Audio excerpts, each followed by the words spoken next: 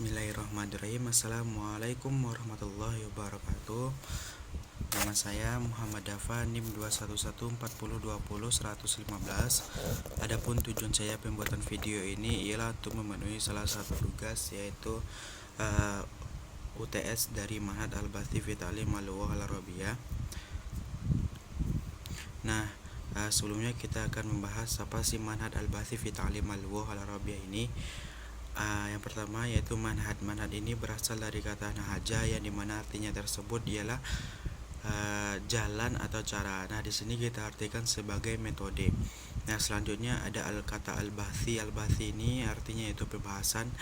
Di sini kita artikan sebagai penelitian. Nah, selanjutnya ada fi ta'lim al-lughah al-arabiyah. Jadi, manhaj al-bahthi fi ta'lim al-lughah al-arabiyah ini ialah metode penelitian dalam pembelajaran bahasa Arab.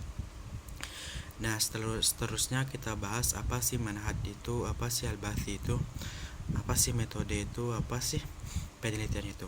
Nah, yang pertama itu metode. Metode itu sendiri ialah usaha atau proses yang dilakukan oleh seorang peneliti untuk mencapai sebuah tujuan yang disusun secara sistematis dan dapat dipertanggungjawab. Nah, selanjutnya yaitu penelitian. Penelitian ini ialah usaha untuk mencari jawaban atau jalan keluar dari sebuah permasalahan yang diteliti oleh seorang peneliti. Jadi, metode penelitian ini dapat kita simpulkan bahwasanya usaha atau proses yang dilakukan oleh seorang peneliti untuk mencapai sebuah tujuan, di mana tujuan tersebut ialah untuk mencari jawaban atau mencari jalan keluar dari sebuah penelitian, di mana ini disusun secara sistematis dan dapat dipertanggungjawab. Nah, metode penelitian ini termasuk dalam ilmiah, karya ilmiah, yaitu di mana ilmiah ini yaitu segala sesuatu yang berhubungan dengan keilmiahan. Nah, setelah kita membahas dari metode penelitian tadi, selanjutnya kita masuk ke proses pembuatan masalah. Nah, sebelumnya apa sih masalah itu? Jadi, masalah ini ialah ketidaksamaan atau ketidaksesuaian antara teori dengan faktanya, antara kebiasaan dengan fakta lapangannya. Contoh masalahnya yaitu, contohnya saya pergi ke sebuah pondok, di mana saya meneliti, saya mencari masalah dari contohnya saya ambil dari kelas 10. Nah, seharusnya kelas 10 ini harus bisa mengasih harkat pada sebuah kalimat yang berbahasa Arab. Tapi setelah diteliti bahwasanya mereka tidak bisa memberi harokat. Nah, itu ketidaksamaan antara fakta dengan teorinya, di mana teorinya bahwasanya mengatakan harusnya siswa kelas 10 harus bisa memberikan harokat pada kalimat bahasa Arab yang tidak berharokat. Tetapi fakta yang terjadi pada lapangan setelah saya teliti bahwasanya siswa ini tidak bisa memberikan harokat pada teks bahasa Arab. Nah, itu dapat dikategorikan sebagai permasalahan, di mana permasalahannya tadi itu seharusnya siswa ini harus memberi harkat, harus bisa, tetapi yang terjadi dengan lapangan bahwasanya siswa ini tidak dapat memberi harkat. Nah, itu yang disebut dengan masalah. Setelah kita menemukan masalah yang kita bahas, selanjutnya kita masuk ke tahap berikutnya, yaitu membuat latar belakang masalah. Nah, di mana latar belakang masalah ini ialah isinya yaitu menceritakan masalah yang diteliti oleh seorang peneliti. Nah, dalam latar belakang masalah ini terdapat tiga landasan. Yang pertama yaitu landasan filosofis, yang kedua adalah landasan teoritis, yang ketiga adalah landasan faktual.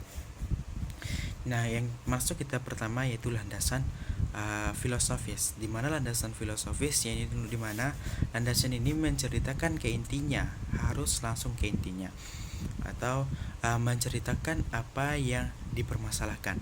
Nah, dalam landasan filosofis ini terdiri juga dari tiga.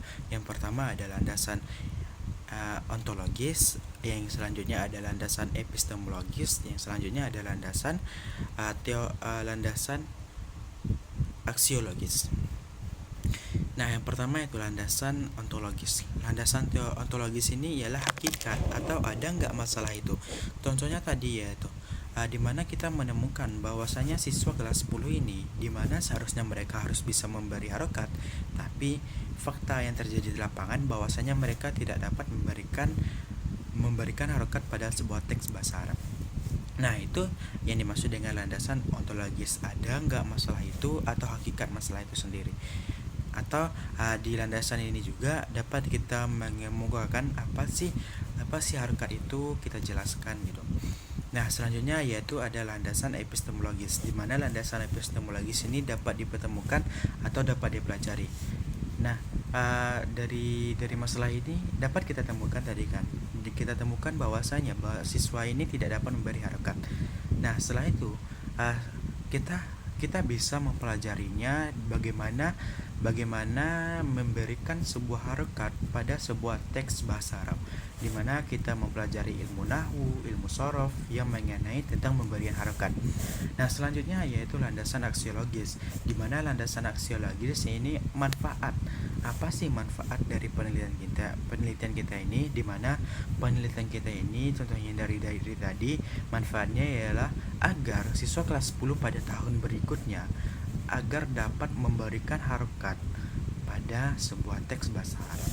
Nah, itu yang pertama, yaitu landasan filosofis, di mana landasan filosofis ini intinya ialah menceritakan hal yang menceritakannya harus langsung ke intinya, hal di balik hal itu.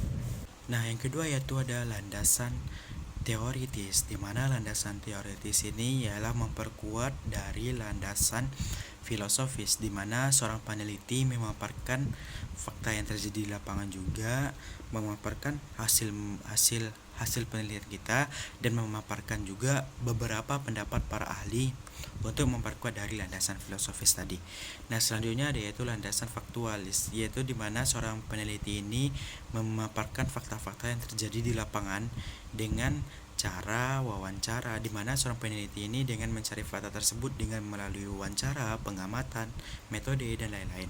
Nah, contohnya saja wawancara tadi ini. Wawancara contohnya yaitu seorang peneliti mewawancara seorang murid pada kelas 10 mengapa mereka tidak bisa memberikan harokat pada sebuah kalimat tes bahasa Arab. Ketiga itulah landasan yang harus dicangkup oleh sebuah latar belakang masalah, yaitu ada landasan filosofis, ada landasan teoritis, dan juga ada landasan faktualis. Nah, setelah kita mengetahui landasan dalam sebuah latar belakang masalah, nah selanjutnya kita masuk dalam sebuah penelitian.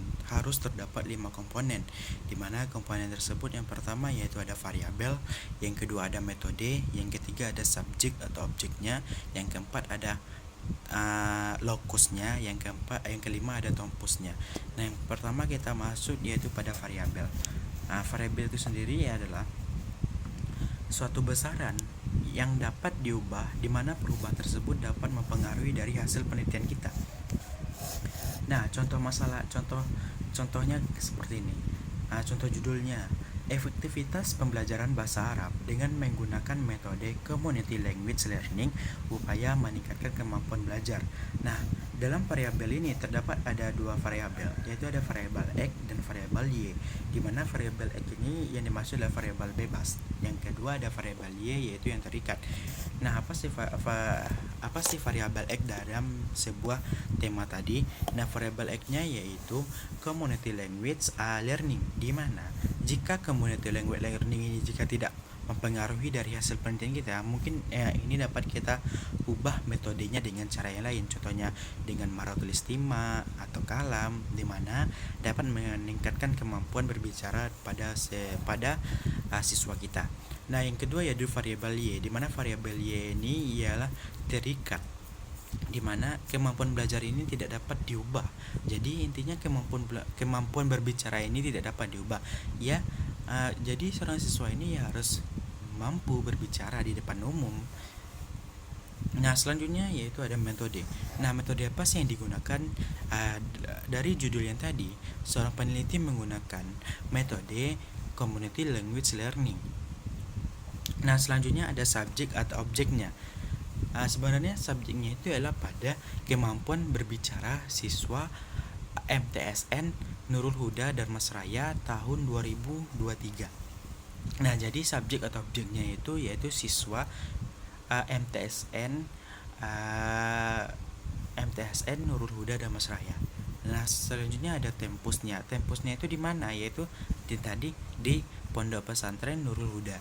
Nah, selanjutnya ada lokusnya, itu lokus. Yang sedangkan tempusnya ini yaitu pada tahun berapa metode ini atau siswa ini yang kita teliti ini pada tahun berapa? Contohnya pada tahun 2023. Nah, 5 komponen tersebut harus terdapat dalam sebuah penelitian. Setelah kita menjelaskan komponen-komponen dari penelitian tadi, kita masuk yang pertama ya, kita masuk selanjutnya yaitu dirosah sabikoh, di mana dirosah sabikoh ini yaitu penelitian terdahuluan, di mana penelitian terdahuluan ini ialah dia harus relevan atau novelty. Maksudnya penelitian kini harus sama tapi harus ada yang berbeda. Nah, contohnya dengan tema yang tadi contohnya seorang peneliti menerapkan metode community language learning pada siswa MTSN kelas 7 untuk meningkatkan kemampuan belajar siswa. Contohnya pada penelitian terdahulu, bahwasanya peneliti terdahulu hanya menggunakan metode tersebut, dia tidak memaparkan apakah metode tersebut berdampak pada siswa atau tidak. Nah, pada penelitian selanjutnya atau penelitian yang terkini, seorang peneliti yaitu menerapkan dengan judul yang sama tapi dengan menambahkan apakah metode tersebut dapat meningkatkan kemampuan belajar siswa atau apakah metode tersebut berdampak kepada kemampuan berbicara pada siswa. Nah, itulah yang termasuk dengan ada dirosah sabikoh, di mana dirosah sabikoh ini ada penelitian terdahulu. Intinya penelitian kita dengan penelitian terdahulu ini harus relevan atau harus bersamaan atau berhubungan, tapi harus ada yang berbeda. Nah, itulah penjelasan materi dari Manhaj Al-Bahthi fi Ta'lim Al-Lughah Al-Arabiyah. Sekian dari saya, wabillahi taufiq wal hidayah. Assalamualaikum warahmatullahi wabarakatuh.